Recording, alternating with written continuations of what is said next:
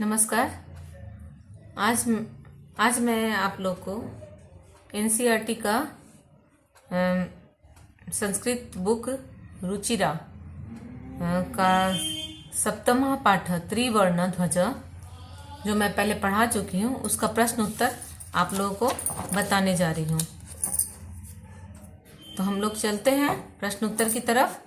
पहला प्रश्न है शुद्ध कथनम्य समक्षम आम अशुद्ध कथनव्य समक्षम न इति लिखत। मतलब शुद्ध कथन के सामने हाँ आम और अशुद्ध कथन के सामने न लिखना है। अस्माकं राष्ट्रस्य ध्वजे त्रयः वर्णः अस्ति। हमारा राष्ट्रीय ध्वज 3 रंगों का है, तो सही होगा।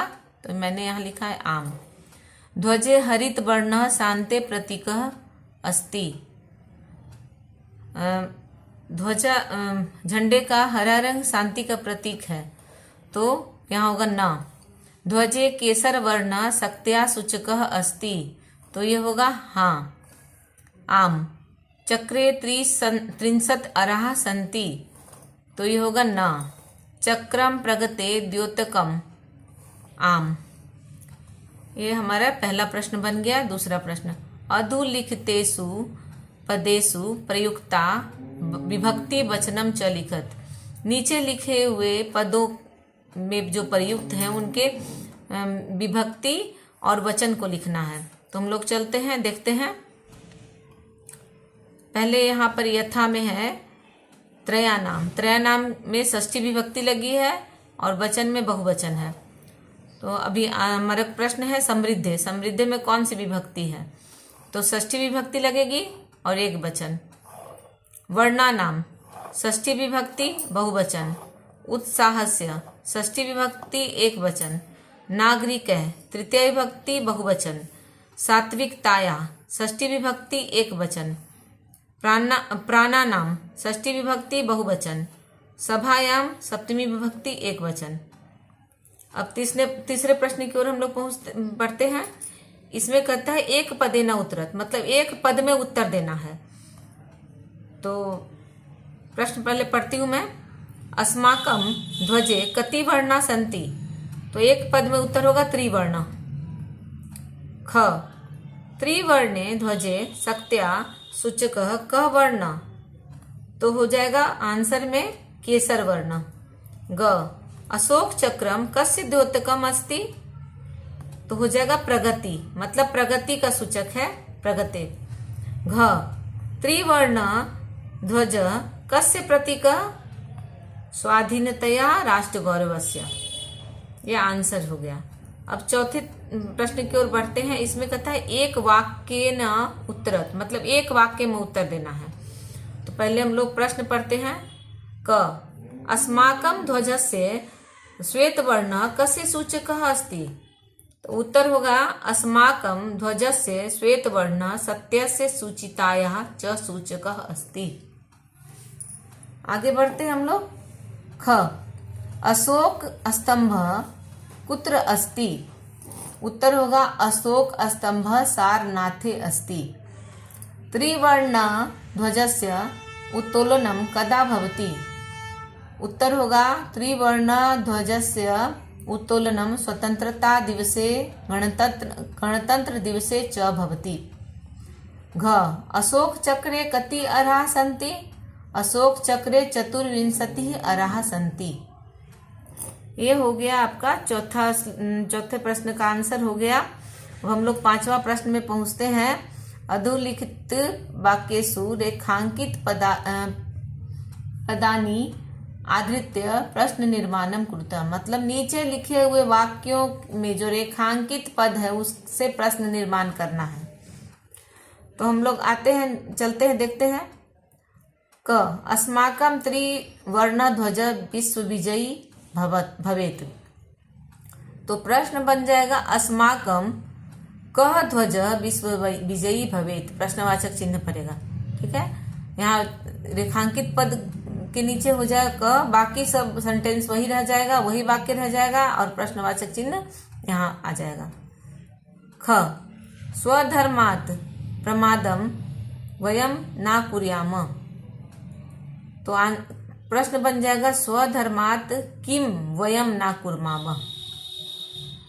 ग, एतत् सर्वम अस्माकं नेतॄणां सद्बुद्धे सत्फलम।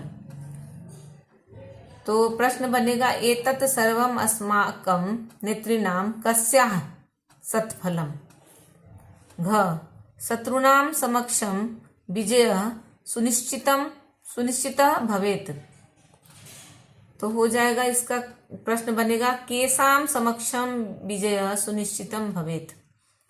इस तरह से प्रश्न बन गया। बस यहाँ सेंटेंस वही रहेगा, सिर्फ ये रेखांकित पद के नीचे जो मैं लिखी हूँ वही चेंज होगा और प्रश्नवाचक चिन्ह दिया जाएगा। ये आपका हो गया। अब छठा प्रश्न है, कह रहा है उदाहरणानुसारम समुचित पद रिक्त स्थानानि पूरयत। उदाहरण के अनुसार समुचित पद का रिक्त स्थान का पूर्ति करें, भरे। अब देखते हैं हम लोग क्या है इसमें। शब्द है पट्टिका, विभक्ति है षष्ठी, एक वचन, द्विवचन और बहुवचन इसमें भरना है। ठीक है। पट्टिका, तो यहाँ पर पट्टिकाया पट्टिकयो पट्टिका नाम है।